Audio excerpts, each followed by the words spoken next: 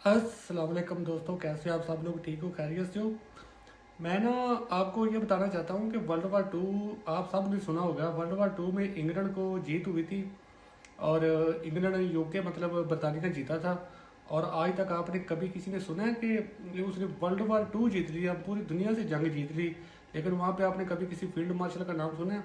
या आपने कभी किसी इंग्लैंड के किसी मशहूर जनरल का नाम सुना है जिसको ताहयात अस्तशना मिला हो, उस पर यूके का कानून ही लागू ना होता हो?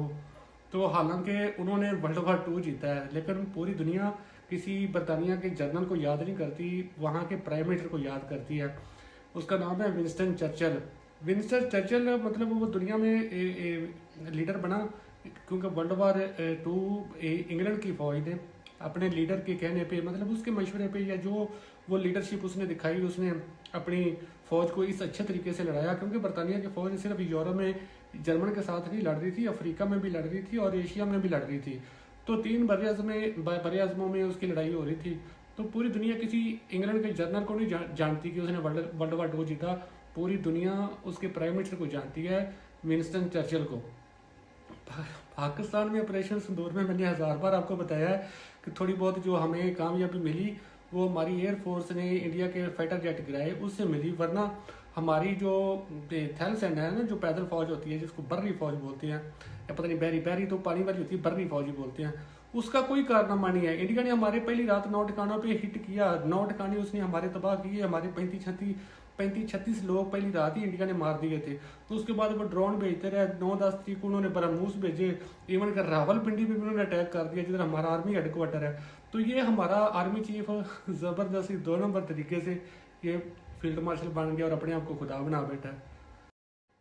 हम पुरानी बात नहीं करते, हजरत खालिद बिन वलीद के दौर में नहीं जाते, क्योंकि उनके लेवल का तो कोई भी इस मॉडर्न दौर का कोई भी जर्नल हजरत खालिद के लेवल का नहीं था।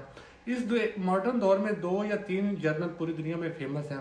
नेपोलियन है और दूसरे नंबर पे आप जॉर्ज वाशिंगटन कह लो। नेपोलियन देखो उसने बहुत ज़्यादा फतवाहत की थी, लेकिन उसको भी बरतानिया के एक जनरल ने मारा था, लॉर्ड वेलिंगटन उसका नाम है। मेरे पड़ोसी है इधर जर्मन के साथ ही है, बेल्जियम। बेल्जियम एक इलाका है वाटरलू, और वाटरलू की जो वो वार हुई थी ना, जंग हुई थी, वो बहुत फेमस है क्योंकि उसमें नेपोलियन को शिकस्त हुई थी और नेपोलियन पकड़ा गया था जिंदा। तो कितने मतलब बरतानिया में कितना फील्ड मार्शल बनाया उन्होंने लॉर्ड वेलिंगटन को। उसके मरने के बाद सिर्फ उसके नाम पर एक एयरपोर्ट है और एक उसके नाम पर रेलवे स्टेशन है, बस। ये उन्होंने उसको आश्वासना दिया, जैसे हमारे फील्ड मार्शल ने किया भी कुछ नहीं, लेकिन वो पाकिस्तान में उसको ताहयात, तब जब तक वो जिंदा है वो फील्ड मार्शल बन गया है, जब तक वो जिंदा है उस पर पाकिस्तान का कानून ही लागू नहीं होता। एक बात मैं और आपको बता दूं, इस वक्त पूरी दुनिया में 193 कंट्री हैं, 193 कंट्रीज एग्जिस्ट करती हैं जो नए अक़वाम मुत्तहिदा के मेंबर हैं। किसी में भी कोई भी ऐसा इंसान नहीं है जिसको लाइफ टाइम के लिए इस्तेशना हो कि उसके ऊपर उस मुल्क का कानून ही लागू नहीं होता।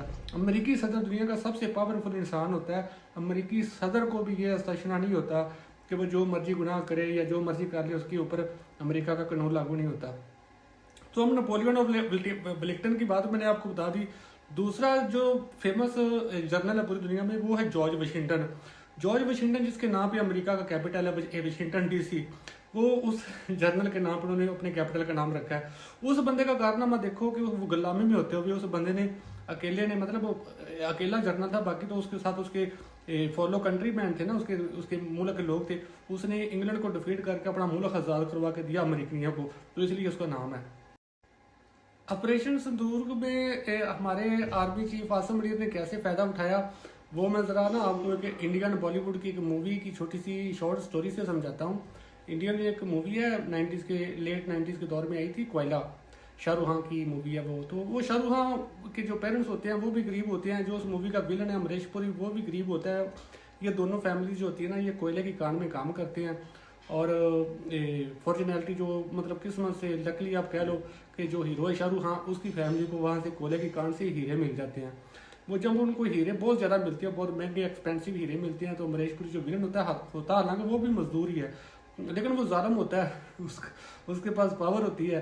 वो शाहरुख खान के पेरेंट्स को मार देता है, उनसे हीरे छीन लेता है, और शाहरुख खान छोटा बच्चा होता है, इसकी ज़ुबान को जला देता है कोयला रख के, तो इसको अपना नौकर बना लेता है। वही जो कोयले की कान में काम करने वाला होता था ना, वो उन्हीं हीरो की बदौलत वो पूरे उस स्टेट का, इंडियन स्टेट का राजा महाराजा बन जाता है। मतलब हीरे बेचता है, सारी जायदाद, कान भी खरीद लेता है, सब कुछ। तो मतलब वो पूरे निज़ाम को ही अपना गुलाम बना देता है। सेम स्टोरी है आसिम मुनीर, पाकिस्तान की आर्मी चीफ की, कि ऑपरेशन सिंदूर किया, मोदी ने करवाया। मोदी ने तो सियासत करनी थी, उसने इलेक्शन जीत लिया बिहार का। परसों कल का आपको रिजल्ट का पता लग गया होगा, वो जीत गया। उसकी पार्टी मतलब जीती है बिहार से, बीजेपी भी जीत गई है, जिसकी वजह से उसने सारा ऑपरेशन किया था। मोदी को तो फायदा हो गया, सेम फायदा हुआ पाकिस्तान में आसिम मुनीर को। मतलब सारा क्रेडिट ऑपरेशन सिंदूर में पाकिस्तान की एयरफोर्स का था।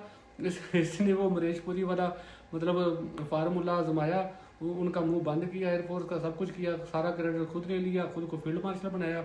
अभी पाकिस्तान के आइन में तरमीम करवा के खुद को अस्तशना सा मतलब ये होता है जब तक वो बंदा जिंदा है वो पाकिस्तान में कत्ल करे, चोरी करे, डकैती करे, उसके पिछले गुनाह, उसके आने वाले गुनाह, सारे गुनाह उसके माफ, उसके ऊपर पाकिस्तान का कानून लागू नहीं होगा।